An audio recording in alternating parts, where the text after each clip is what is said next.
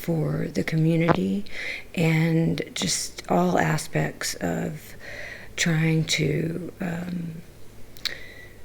provide food, anything you can think of. So I'm going to hand it over to Charles, and I'm going to ask if would you mind telling everyone a little bit about the VBS and what you guys' mission is? Hi, thank you very much. Thank you for the opportunity that I can have being on your YouTube channel, and I'm saying good evening to all the people listening in there. Right, the VBS is the Afrikaans. It's called Verenigde Volksstrijders, and in English it's called United Liberty Warriors. The United Liberty Warriors is a Christian-orientated defense group with high moral values. We strive for fairness in all aspects of life. We strive to act in all times to adhere to the Bible and to protect our nation, community, and families. I myself am privileged to serve in the United Liberty Warriors, and I've been placed there as the media officer, which means that I'm in charge of our radio station. I oversee the YouTube channel, the website, and I'm also being used as a voice for the United Liberty Warriors as such. But we also do much more than that. We also, our organization, the United Liberty Warriors, we endeavor at this moment, and we are very successful to build bridges here in South Africa between various groups. There's a big myth out there, and people say, yeah, we can't stand together, and so on. It's not true. In actual fact, we are very, very successful in this day and age, and we have great successes in getting groups together. And if we say working together, what happens is groups, they keep their own identity. We just have a working alliance with them, providing they have our same goals and means, which obviously probably most have. Because you must remember, if people are staying in one part of the country, they cannot easily connect, maybe to another part. If you're staying in Bloemfontein, for instance, you obviously have your group there locally, and people in Johannesburg will have their group. And then what the United Liberty does is that we go and speak to them, and we have a working alliance together, because we are for the exactly the same purpose as such. We also very strongly support the United Liberty Alliance. That's an organization which was started in the early 2000s by our former President P.W. Botha, our former head of the South African Defence Force, General Constant Viljoen, whom had sadly also passed away a week or two ago, and with Mr. Hein Marx, and various leaders of the Brown community, which is also a minority group. The ULA is an affiliate organization. They envision a free and fair society where South African minorities can enjoy basic human rights free from domination and oppression. And this is part of the problem that we're sitting with today, and which will probably come out in this interview, is that our basic human rights in this day and age, with the white community especially, because of our government and its racist policies, and the BEE, which stands for Black Economic Empowerment, that we find ourselves in as such. So in a nutshell, that is the United Liberty Alliance. So we are an organization ourselves. We try to we are endeavoring getting unity from other groups, which we are successful, and we also do support the seceding process, not just for whites, but for all minority groups as well. Right, so everyone who basically has the same morals, values, and wants to live in the same way, in a peaceful manner, basically. Right. Yeah, Sorry, a decent, peaceful manner, yes. I don't know why this keeps changing on me, but this is like the third time I've fixed it. So I'm going to lock it one more time. Okay. So, yeah, and that's very good to know, because I'm often attacked. People say, "Oh, you want apartheid back? You want just a white state?" And I tell them, "You don't understand the tribal aspect of things." And it's my belief, when you have two polar opposite societies trying to live together, polar opposite, I don't understand how there could be a cohesion, and it's not necessarily based on race, it's based on a belief system, right? When you have people that literally practice witchcraft, and then you have a very Christian, godly people, that it's never going to mix together. So I think that's a great thing that you guys are putting out there, that hey, it's not just for whites, it's for anyone who wants to live and in peace on the same, with the same morals and standards. So another thing I wanted to ask you is, there are no news stories coming out of South Africa concerning the lack of aid in general for the white minority, nor the videos and testimonies I receive daily of whites being turned away from receiving food parcels being handed out to others by means of state funding. So there have been a few news stories about the Solidarity Fund, going to only go to BBEE businesses. But the other things, that I'm receiving by email, I never see these. I never see stories, so people just assume that it's a lie. Can you tell anyone watching how true these stories are, and the effects you see on the white minority community from there on the ground? Okay, well, point number one, I can honestly say to you, out of our personal, out of our experience as a group and an organization, this is absolutely true. What's happened is, we've also gone on lockdown, like the rest of the world with the virus and so on.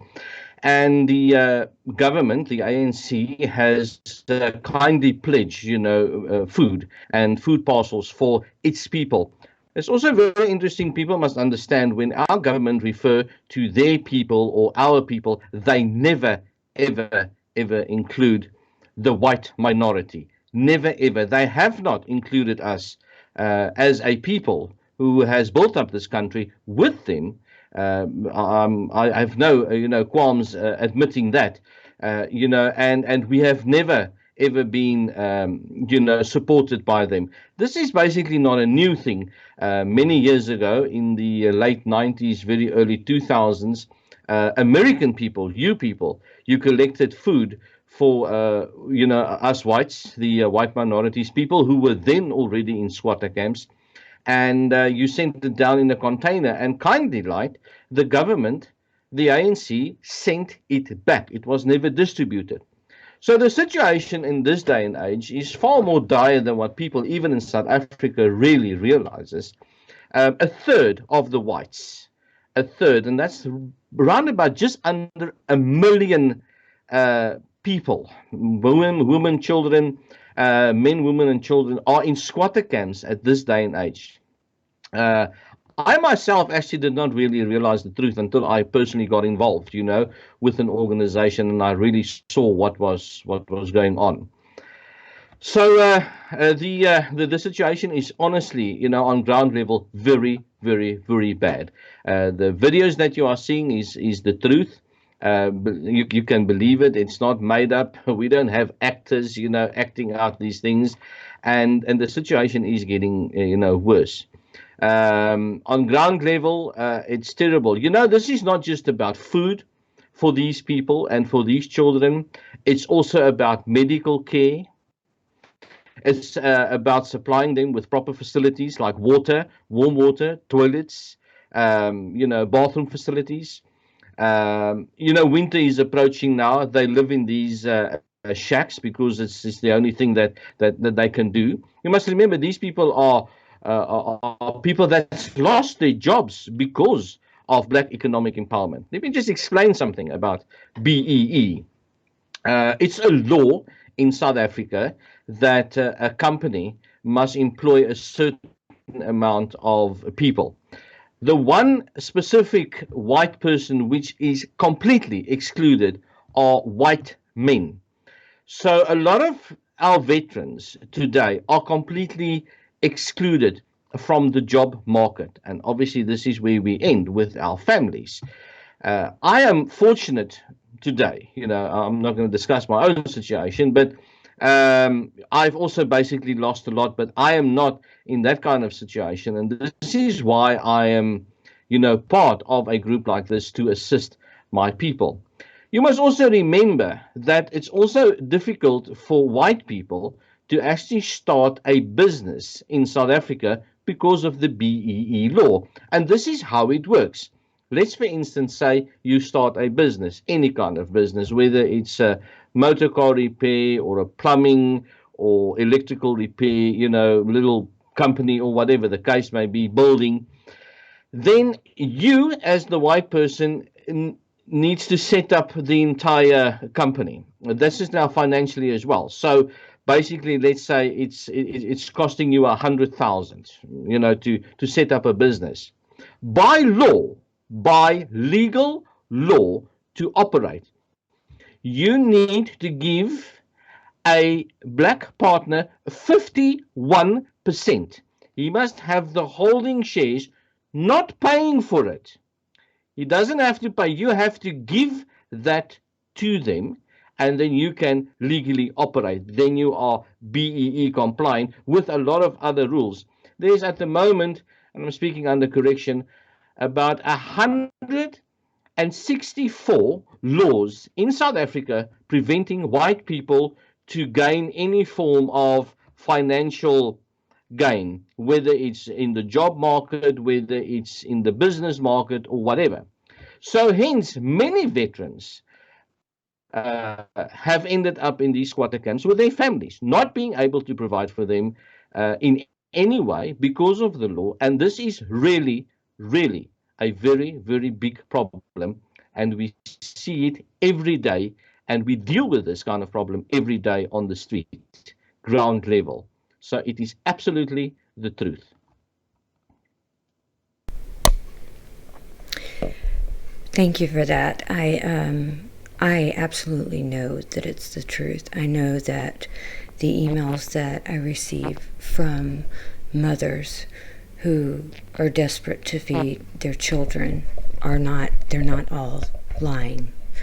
But because there are no news stories out there, that opens the door for people who don't want the information to get out to attack me. So thank you very much for that. I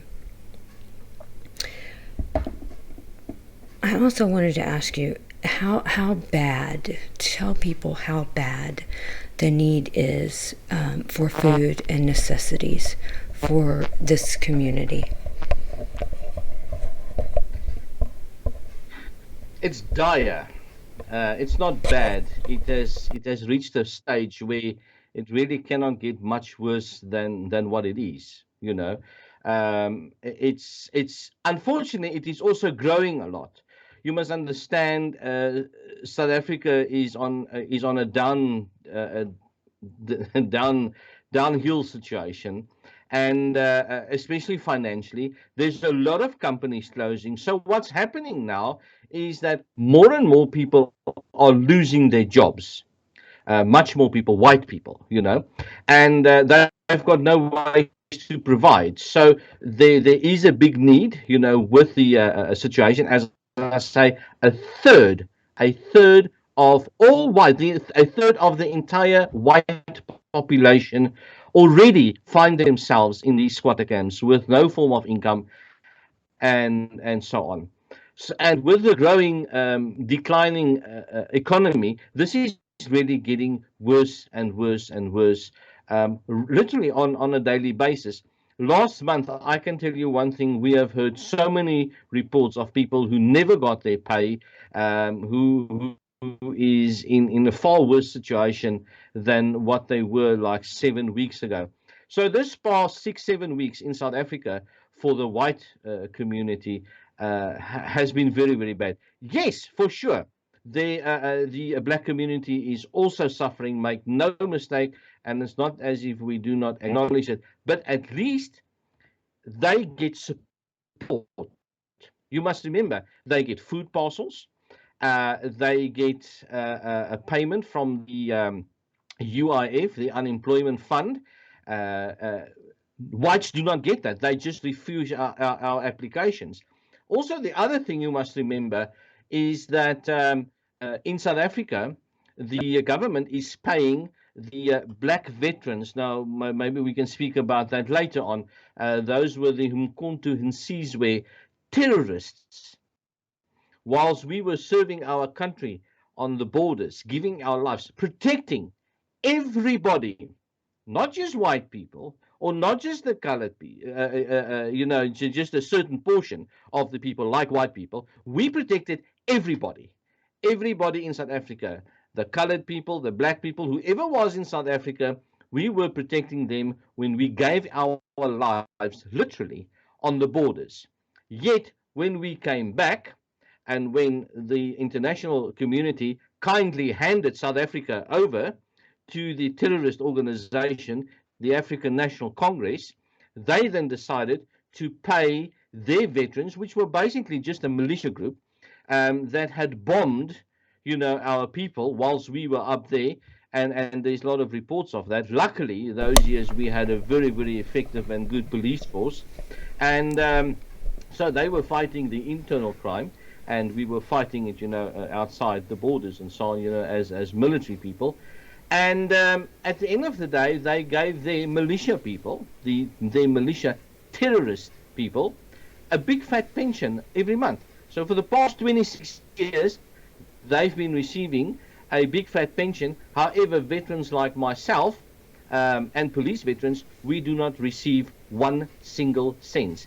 Hence, the situation that white people like myself, veterans, like myself, and white people do end up in these squatter camps. As I say, we do acknowledge that there are black people in squatter camps. A very new phenomena actually in South Africa, something which was not there before.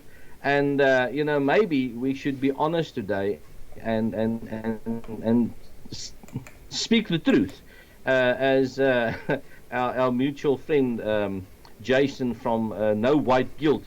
I think it's time that people realizes that the old government wasn't as bad as it was.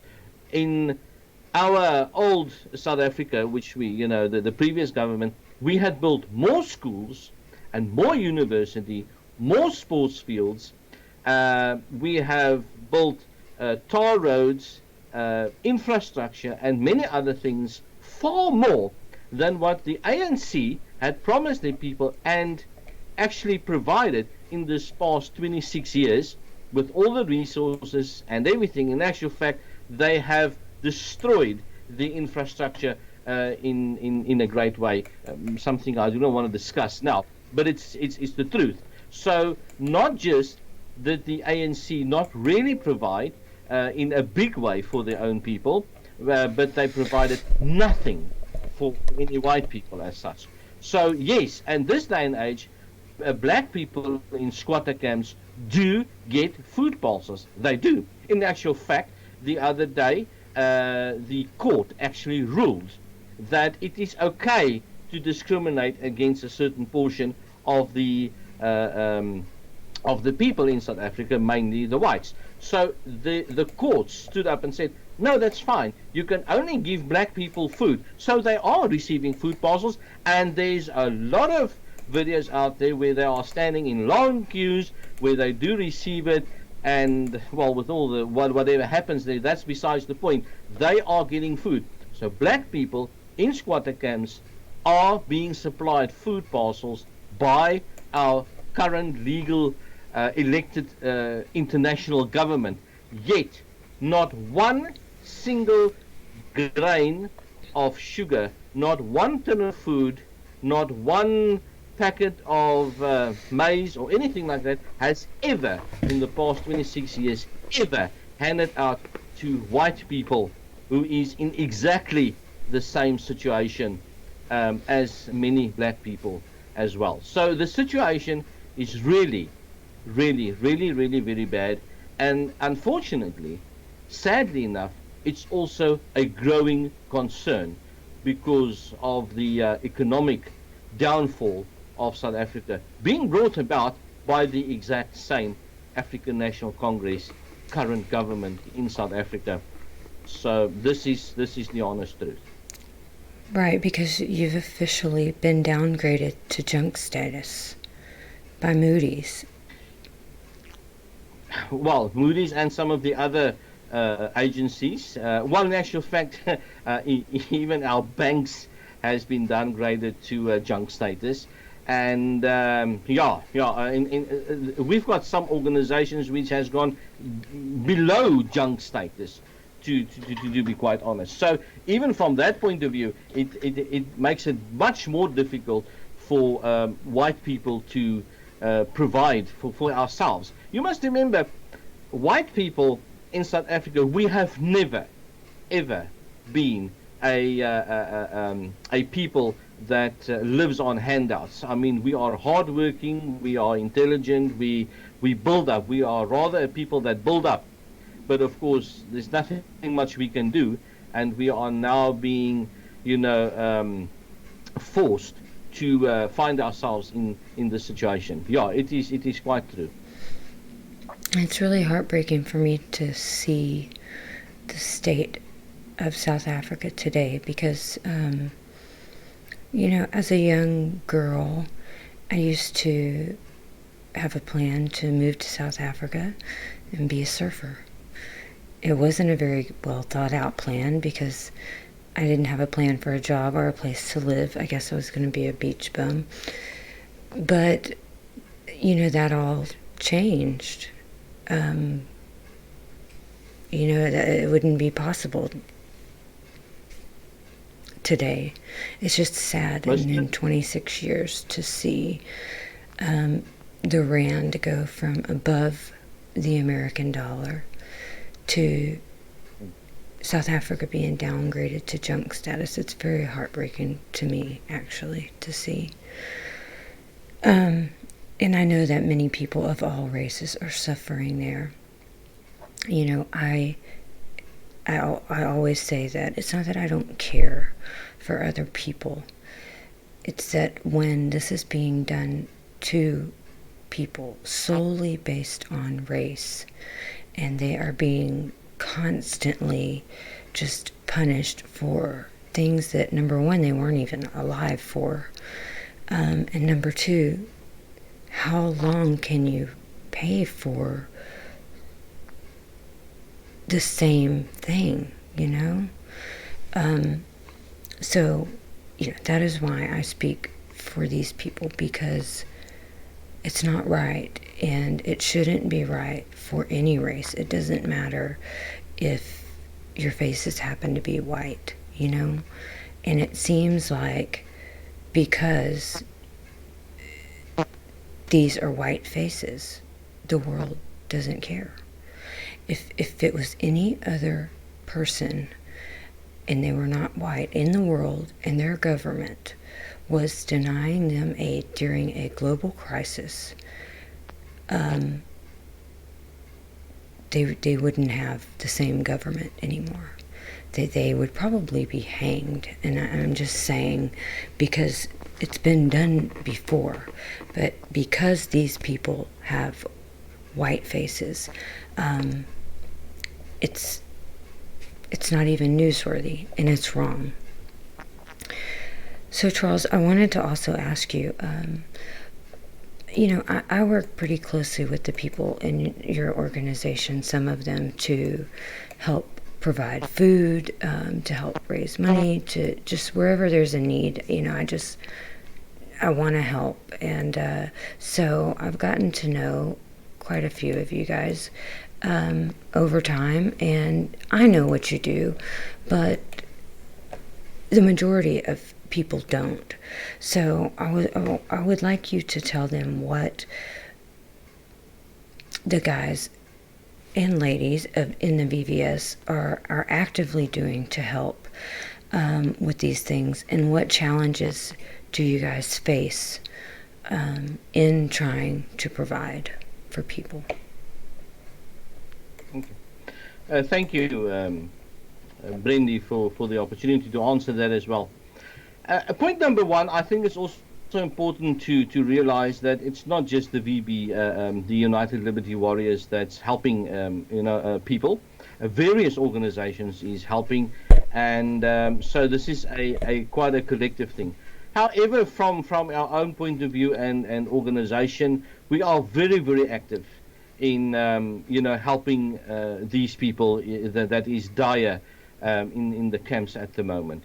As we know, the government is refusing to pay for them or supporting them. So what's happening at this day and age is that, the whites that's been left, that's not in these squatter camps at the moment. We are supplying to the best of our ability. But of course, this is getting tougher and tougher as time is going on. And we've got a lot of farmers, with very good hearts, which is also assisting us a lot. Right. So we are very actively on ground level. We are very active. We do not just supply food.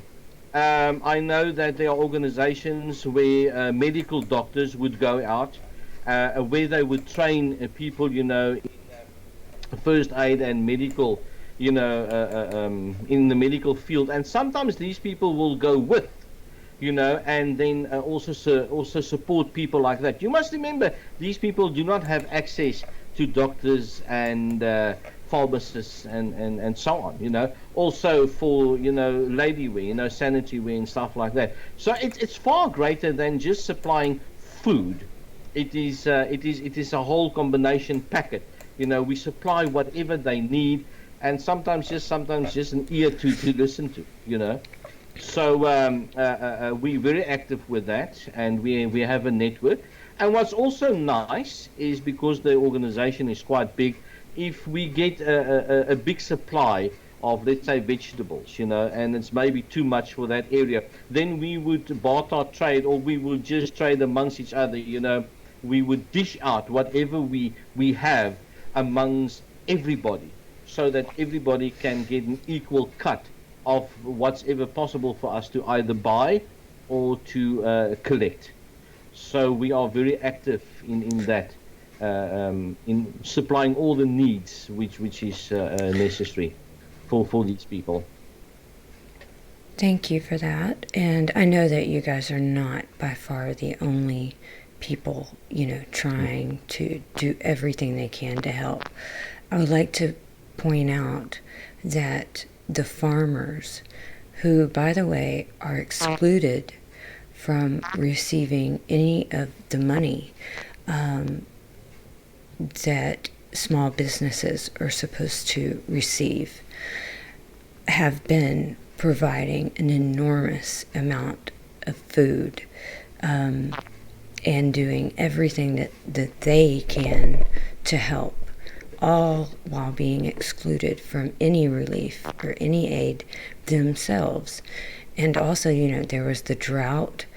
There have been a lot of things happening. So for these people to be giving everything is really an amazing thing, and just, it just blows me away that they are still trying to provide for people when I know that they are suffering as well. Yeah. So I think it's also important to mention, sorry, no, go Brandy, ahead. I'm that sorry. apart from the fact yeah, apart from the fact, as you say, that farmers do not, receive any aid, because they are too white, and they supply food for everybody. Farmers don't just, plant food and produce food for white people. They provide it for the entire nation. You must also remember, being a farmer in South Africa is one of the most dangerous jobs that you can have because of the farm murders taking place literally on every second base day. We've got lockdown in our country, and in actual fact, we've got a law now that states, a curfew. We're not allowed to go out from 8 o'clock until 5 o'clock in the morning. Yet, the criminals, they go out and they are still at the same rate murdering our farmers. So I must really say that our farming community, the white farming community, is really doing a very big job. And why I'm saying the white farming community, that's not racist. You must remember, it's a fact that over 98% of farms which has been handed to black people has failed miserably. Millions and millions, hundreds of millions of rands, if not billions, over the past 26 years. They would give a working farm to them, and they would just, muck it up. So even still today, it is the whites and the white farmer providing for the entire country under these circumstances of BEE, being discriminated against, and literally being murdered on a daily basis. It's a fact. Right. So being a white South African farmer actually is the most dangerous job in the world. They have the highest murder rate of anyone in the world, including any war zone during wartime, and that's 156 per 100,000. And I say quite often that the world is manipulated by the numbers because the whole truth is not told. So when you put it out there and you say the murder rate for South Africa as a whole is 36 per 100,000, and then you say, okay, so this many white farmers were killed this year, right? Well, it's less than 1%, so they seem small. But what they fail to report in all of these reports and stuff to the media and the world at these human rights meetings and things is that the farming community is much less than half the white population there. So for let's say, and I'm being generous, 2 million people, and like I said, I'm being generous, it's less than that, to have a murder rate of 156 of 100,000 is insane. And only 8% of murders in the country are ever solved.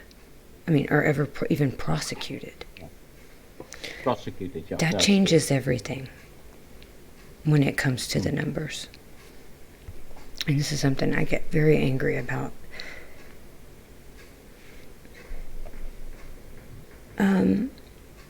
So, Charles, I've been told that in certain areas that there are families and children that are only able to eat every other day.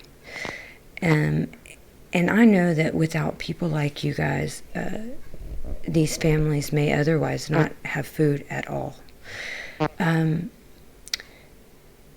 Can you speak a little bit about this, about the families that are living this way, and tell people how bad it really is for some, that are not even able to feed their children daily?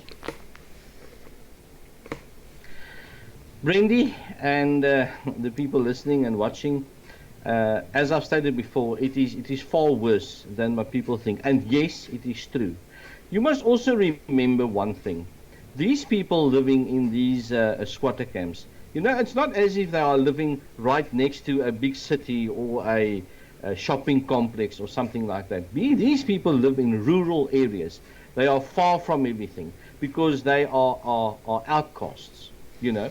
And I've, with myself being the media officer, I get in contact with a lot of these people actually physically going out.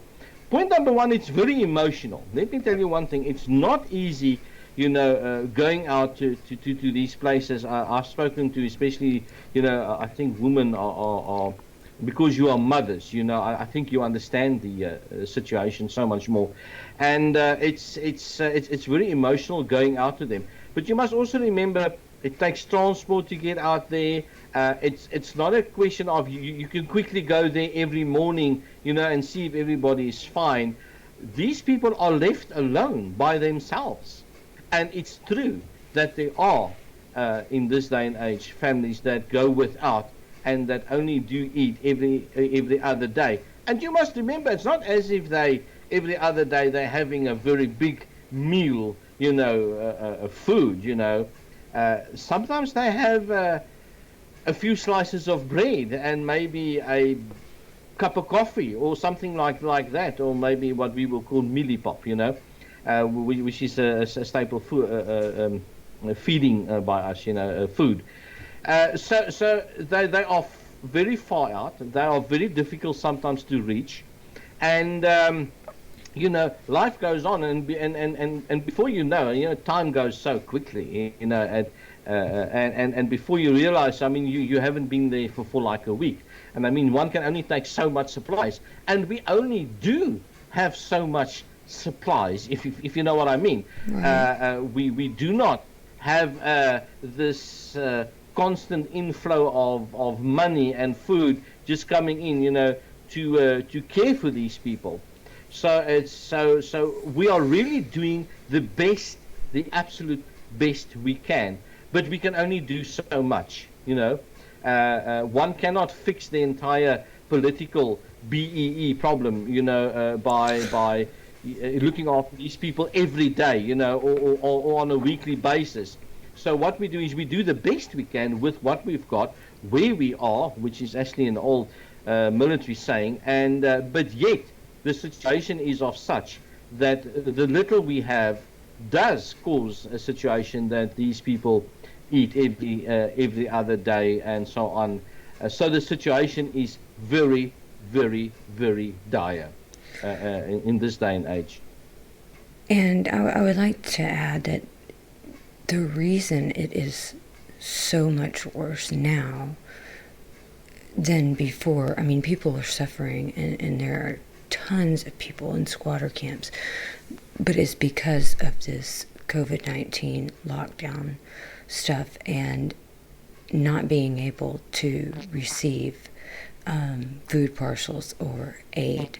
So without groups like this, and without good people like the VVS and many others who are doing everything they can to raise money to provide necessities for people, there are people that would not eat. I am a mother, and this is one reason why this really hits me really hard, because I get the emails from women who are mothers. They're not lying.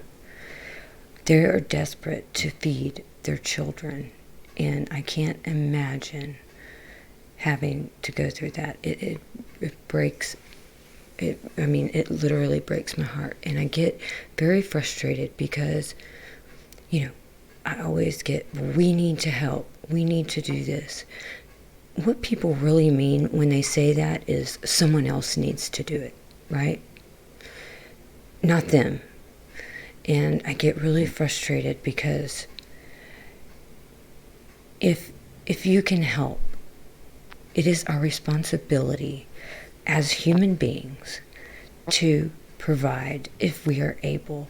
And our money goes so much further there because of the situation of the country. And I'm tired of people saying we need to do this, but they don't want to do anything.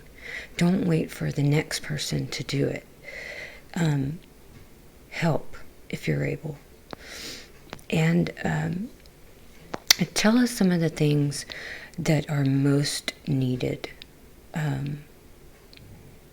when you're going out and you're seeing these mothers and these families and the elderly. What are some of the things that they are in dire need of?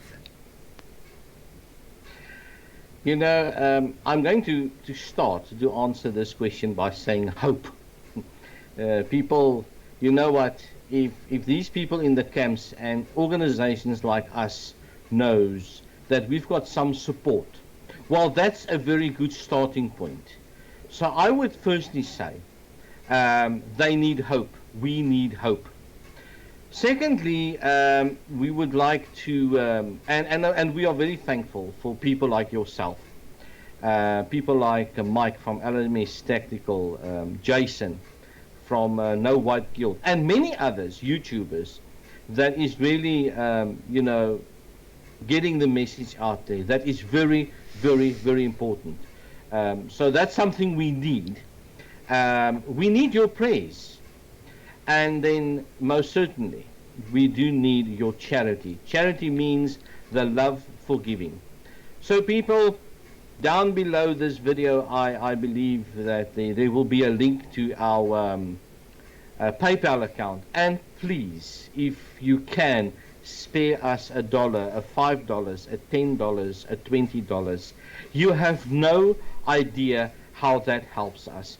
And it is true what Brenda says, your money goes a very far way, yeah. So don't think because you only can afford $5 that, it's a small contribution. It's a big contribution. If we get a lot of people that gives us $5 and $10, we can really do much with it. So what we need, is financial help, at this day and age. But your hopes and praise and the spreading of the situation, so people can know the truth, so that the world can eventually wake up. I hope that answers your question. It actually answered too, because my next question was going to be how can people help? And I'll just add a couple of things in there. I'll make sure that the direct link to the VVS PayPal is in the description. I also have a page dedicated to this work that they are doing and many others on my website. There are pictures of food that they've been able to buy and take out to the people. There are children that are provided for every single day, and there are photos of this. So if you would like to go on there and check it out, please do. The website is a work in progress. I'm having to start over, but this is one of the things that I do have up and running, and their PayPal link is on the page to their PayPal, but I'll make sure that everyone has the link. And for anyone that doesn't want to donate with PayPal, email me. Whatever you can donate to my crypto account, whatever we need to do, I will make sure it gets to them. I have all of their banking details, so I would greatly appreciate it if you guys would go and take a look some of the photos and see, what they're doing, because people need help, and having food is a basic necessity that we all need to survive. And I can't stand the thought of anyone's children going to bed hungry. I just can't. If I can just add there, Brendy, monthly donation also helps a lot. It's nice to get bulk money, and it helps. But if we can get a lot of people, that can every month maybe give a $5 or $10, that really goes a far way. That really goes. But it helps us because we don't have to campaign every month. Not that we don't want to do it. Please, we would I would do this kind of interview often. I don't have a problem with that. But there is a little button there that you can say a monthly donation, and if you people can find it in your hearts to do a small little monthly subscription for us, that would really go a far way. The other thing is, Brenda, this is a fun part thing. We've got a radio station, United Liberty Radio, and I'm appealing to anybody out there who would like to have a slot on the radio station. All you need is an internet. I will help to set you up at, say, internet radio station. I think you people are far more sophisticated with this.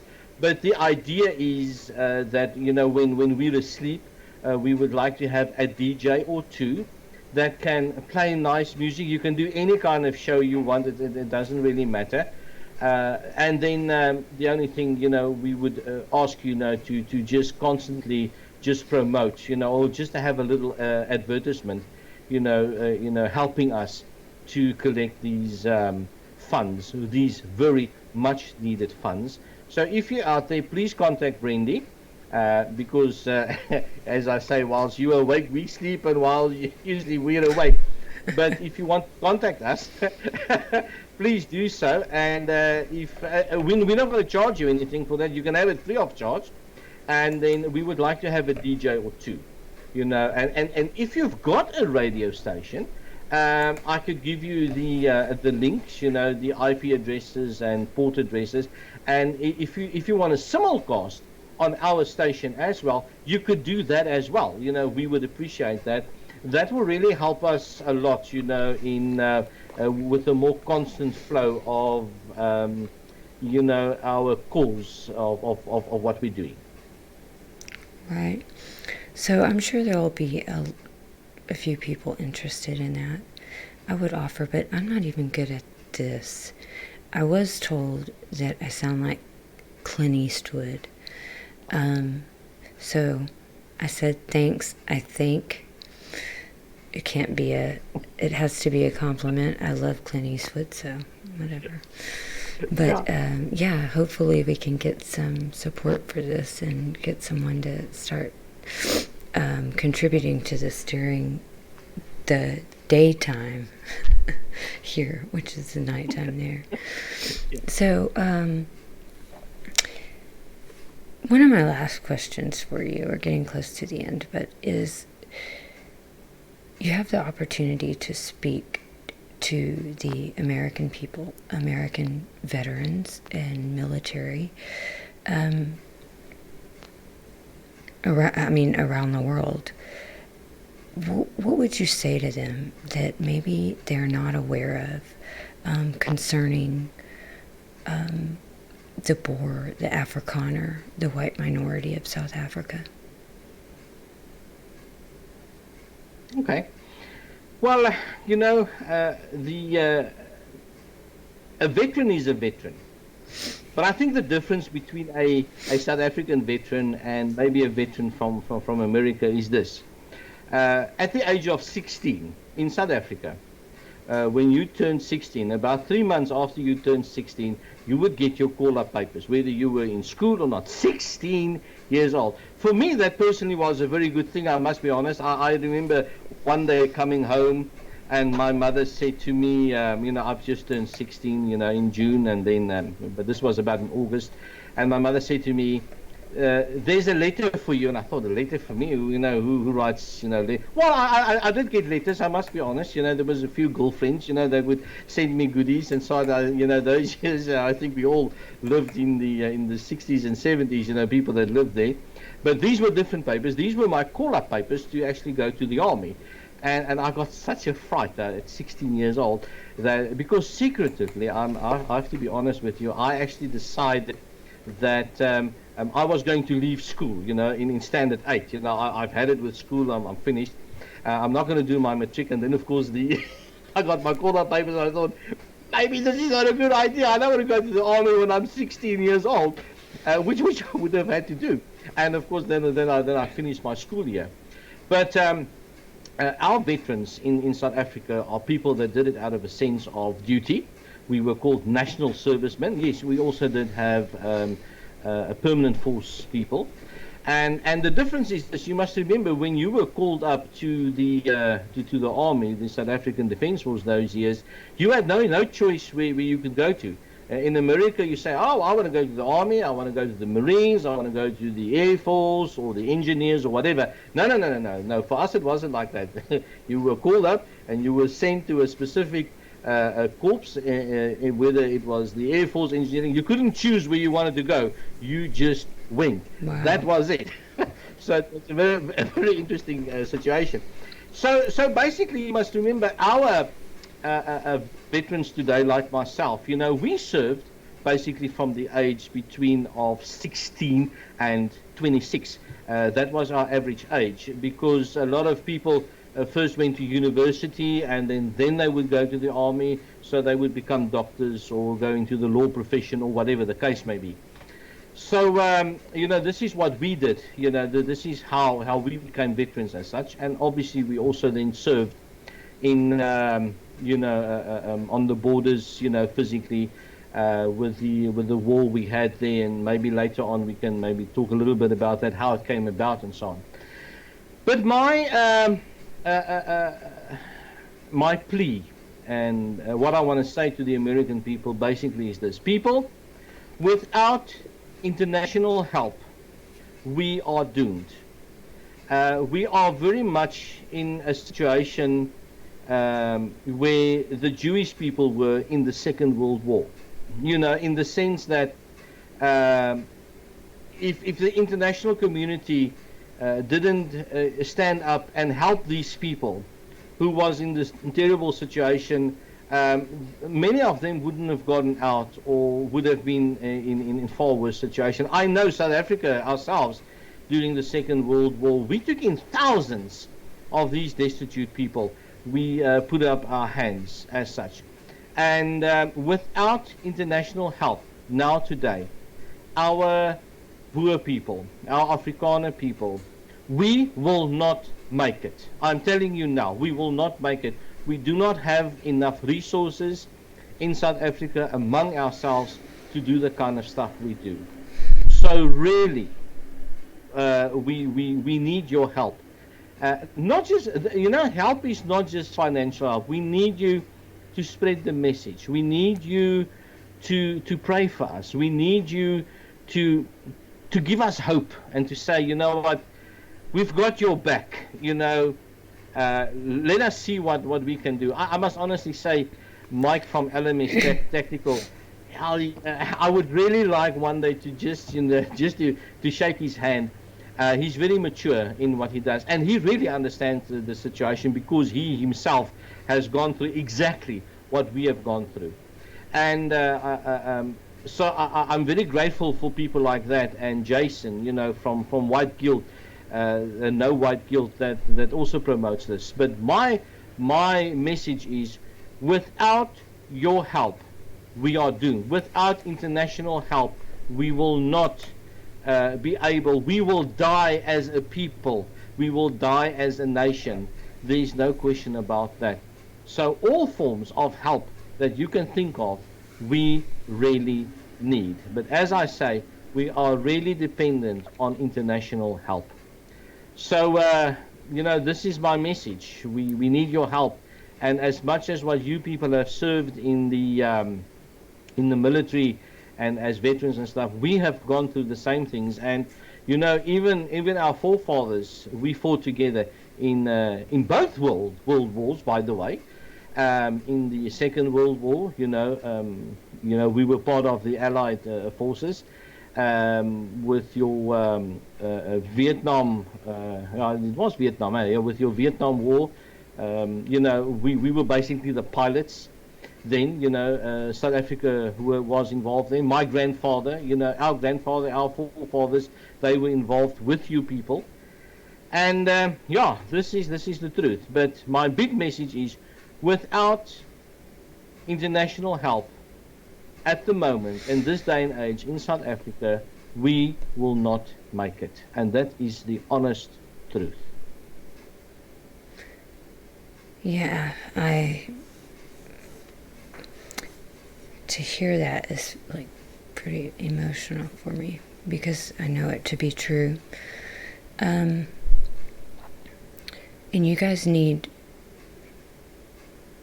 voices. You need people to raise holy hell and force the hand of government. We already know that they know what's happening, and they're doing nothing. The only way that they will be forced is if there are enough pissed off people in this world that realize they have been lied to and that this has been covered up, everything that's happening. That, in numbers, is the only thing that can force them. And, hey, Crusader, I was wondering why no one's in the chat. It's still loading. It's okay. I'll just post the I'll post the recording because it's all been recorded. But I was thinking, what in the heck? So you answered part of that, but our military motto in the U.S. is "No man left behind." Yet these men that are fighting for their lives and the lives of their families and trying to provide basic things such as food to their people are left behind. They have been left behind by my government, not by the people, because the people don't know. And sometimes you never know what kind of hope you can give someone. I didn't. I was very shocked that people were shocked that I cared. They thought, they were very skeptical at first. They couldn't figure out what I was getting and what, I just cared. And sometimes you don't know how much that means to people who feel that the world has literally forgotten them. So the next thing I was going to ask, which you kind of already did, is I wanted you to speak directly to American soldiers and veterans, because many do not know that the Boer soldiers have fought to defend my country in every war we've ever had, and many times fighting for our freedoms that they don't even have. And many of those men never returned home. Yeah, true. Well, you know what? What would be nice is, and this might sound strange now. It would be an honor if one of your veteran groups or militia groups in America would adopt us, the United Liberty Warriors, here in South Africa, and we have found it fit, and we are asking you to please join our organization. Become a member of us. We've got we'll place a link where you can apply as a e-member of United Liberty Warriors, and that we can take hands. So you could be part of a militia group, or you could be part of a veterans group, and you can say, well, you know what, I am also part of a South African veterans group or a South African movement that is standing for our people. So that is one way that you can stand with us, is please become a member, an international member of the United Liberty Warriors. So a very interesting concept, but we would be honored to have you as part of the United Liberty Warriors, and we can do it today. We're in the internet age, we're in the age of communication, and let's use that to everybody's advantage, and really do become a United Liberty Warriors member in South Africa. So you can do it. Obviously, you will keep your rank and your position and whatever. And I think it will be nice and even maybe fun to share, stories, amongst ourselves and support. So that's one way that the military veterans can actually support us and the militia groups is to become a United Liberty Warriors member. So we please invite you. Now, this is not just for veterans. No, no, dear lady, if you are old, sir, if you are in your whatever age, I'm not going to mention age because then I'll have to give my age. Everybody is welcome. This is not just for veterans. This is for every American out there who wants to say, all right, if you just want to be part of a South African group, we are now extending a hand of friendship and of membership out to you. Brendy, do you think that's a good idea? I think that's a great idea. I actually think that if some of the U.S. veterans got to know you guys, you men who are also veterans, they would find that they have more in common with you than not. And they would be outraged at what the truth is. I know they would. I know many veterans. And I think that if we can make this connection with some of our military veterans and some of yours, that could be an amazing thing and could change people's lives. So I think it's a great idea. I will share the link to your website in the description as well. And anyone looking for any other information, please reach out to me, conservativetexaswoman@gmail.com. I'm happy to answer any questions you have. I try to answer everyone as soon as I can. Everyone in the chat. Because of the connection, but I would like to speak again in the near future. But the last thing I wanted to ask you is, does the failure of my government to stand up and do the right thing affect how you feel about America or Americans, and why? Okay. Very interesting question, and probably a very sensitive question, so I'm going to answer it, to the best I can without, being negative about it. I think let's start at and turning the clock back. In 1975, your American president, Senior George W. Bush, went to Angola and the government and gave them 5 billion rand. Can you imagine 5 billion in 1975? How much money was it? And they said to them, listen, you can have this money and do what you want with it, especially if you start a war. And that year, the whites was thrown out of Angola. They bought all this military equipment, from Cuba and other places. And that's when the war started. In 1976, we had to go to war in Angola because of an American president. A few years later, 5 years later, in 1980, Ronald Reagan went to Rhodesia, spent 2 weeks there, and when he got into the aircraft, Rhodesia was handed over on a silver platter to Robert Mugabe. That story we know. Ronald Reagan then also started sanctions against South Africa and started the process of handing South Africa to the ANC. And lo and behold, Bill Gates was the then president that just did it. I think if we mention the word Bill Gates and Hillary, I see your current president calls her Hillary, you know the story. And of course, after that, we had Obama, which in my personal and humble opinion is an absolute racist. He came to South Africa quite a few times. He never listened to the whites. He never did any effort, to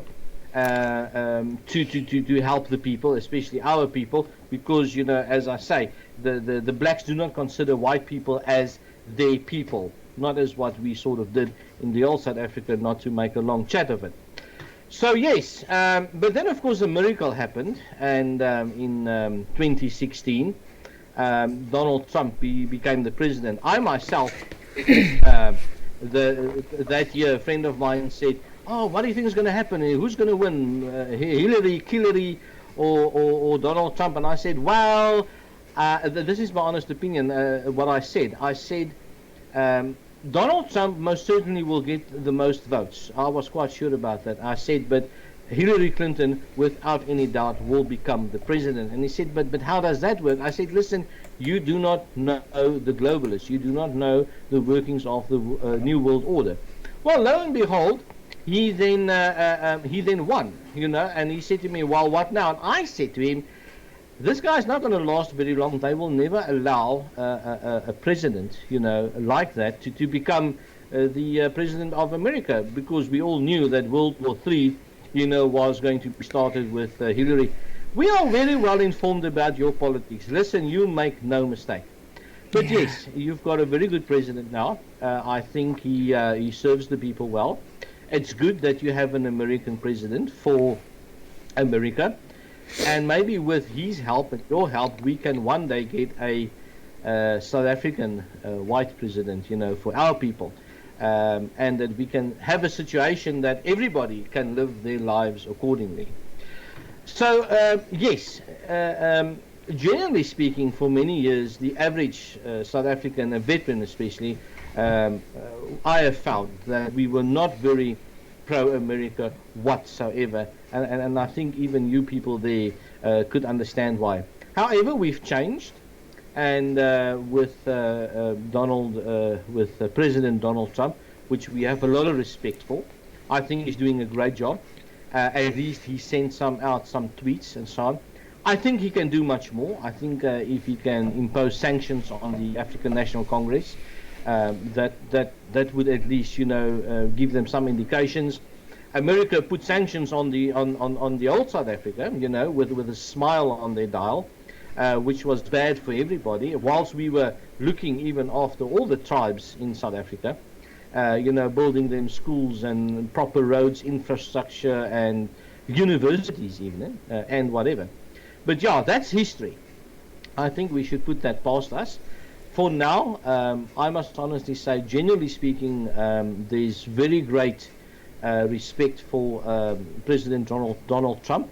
And I think if there is one president in the United States that would do something to rectify this situation, it probably would be him. None of the previous American presidents, would have ever done it. In actual fact, they were the ones that put us in the situation where we find ourselves today. But I think Donald Trump could be the president that can change this for us.